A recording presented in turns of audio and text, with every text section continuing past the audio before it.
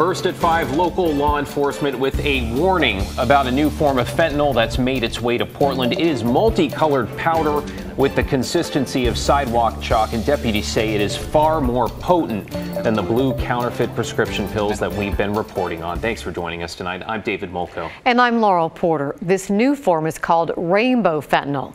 Let's bring in Mike Benner now. Mike, what makes this new fentanyl so appealing to users? Yeah, simply put, Laurel, it's purity. I'm told varying amounts of fentanyl are in those blue pills we've been discussing. That inconsistency can be frustrating to users, so they're turning to the powder. Local law enforcement is worried this rainbow fentanyl will take a toll on the city. Be very cautious, be very careful. Lieutenant Matt Jordan of the Multnomah County Sheriff's Office warning the public about what deputies recently discovered while executing a search warrant. Amongst the guns, cash, meth, and heroin, deputies found 4 grams of multicolored powdered fentanyl. We've been hearing about this over the last 6 months, about it working its way up the West Coast, and it is now here in Portland. What's called rainbow fentanyl is far more potent and dangerous than those blue fentanyl pills you may be familiar with. If it gets on your skin, it could be fatal. We've seen addicts smoke it, inject it, snort it. It's extremely dangerous. Not to mention deadly for everyone, including children, who may mistake the colorful fentanyl powder for something entirely different. To a little kid, it could look like sidewalk chalk. It could look like a pixie stick. The warning comes as fentanyl has overtaken other drugs as the #1 threat in our region. In fact, last year in Oregon, 11 young people under 18 died from fentanyl. That's more than double the number of deaths from 2020. It is definitely around more. Kelsey Young is the Harm Reduction Program Supervisor at the Multnomah County Health Department.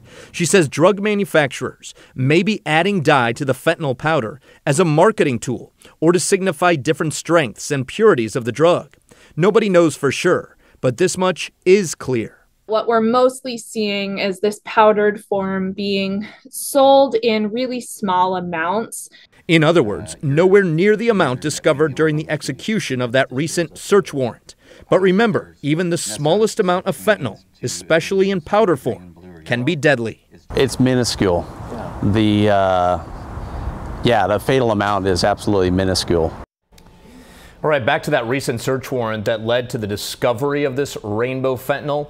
The location and suspect's identity are not being released at this time. Authorities telling us they do not want to jeopardize the integrity of the investigation. Laurel? Well, I hope everyone heeds those warnings. Thank you, Mike.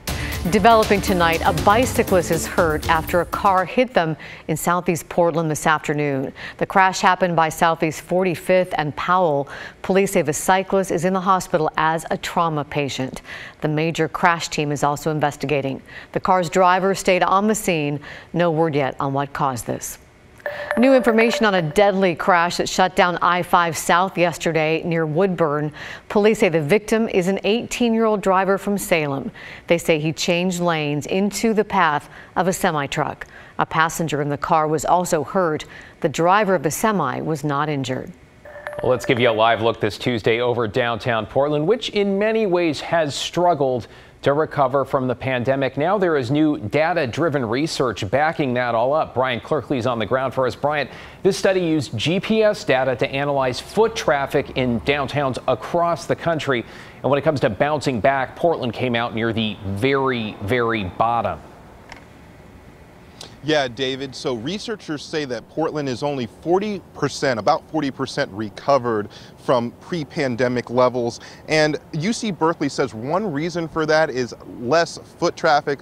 One reason for the less foot traffic is not as many people are working downtown anymore. And out of 62 cities studied, Portland came in at number 60.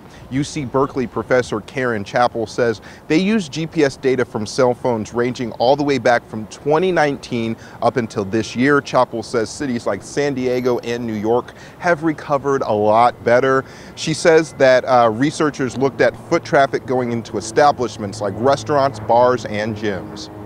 Lawyers working by themselves, or accountants, or people working in office with just 3 or 4 people, they've really chosen to work from home now, perhaps permanently. So that's really hurting these economies. Other cities at the top of the recovery list include Salt Lake City, Columbus, Ohio, and Omaha, Nebraska. And researchers say that one thing or a couple things Portland can do is expand the entertainment and arts district and create a more residential downtown. David, Laurel. Cleveland and San Francisco, numbers 61 and 62. Thank you, Brian. Let's talk about our homeless crisis now and a temporary camping ban on Hayden Island that could become permanent. Now, in May, the state implemented a temporary 6-month ban on this 500-yard stretch of beach along the Columbia. It prohibits camping, fires, and overnight use. The area had become really a hotbed of sorts for trash and derelict boats and rampant drug use. Authorities were concerned about safety, violence, and the environmental impact. And Oregon officials say the temporary ban has helped.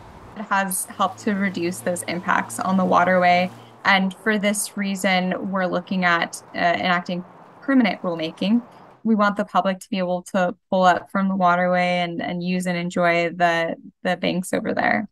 And this particular beach is also a bit of an anomaly because technically the only way to access it legally is actually from the water.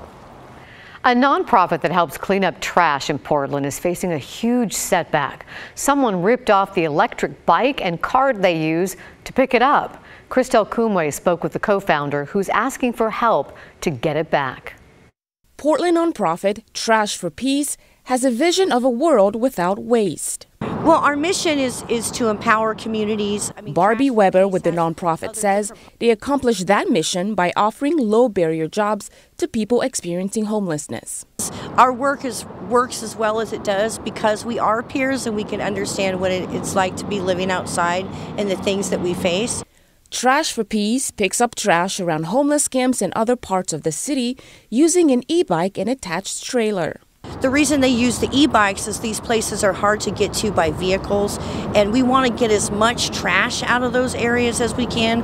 But we pick up about 15,000 to 20,000 pounds of trash. We're hoping with these e-bikes we're going to be able to pick up twice as much trash. But they'll have to put that goal on hold for now.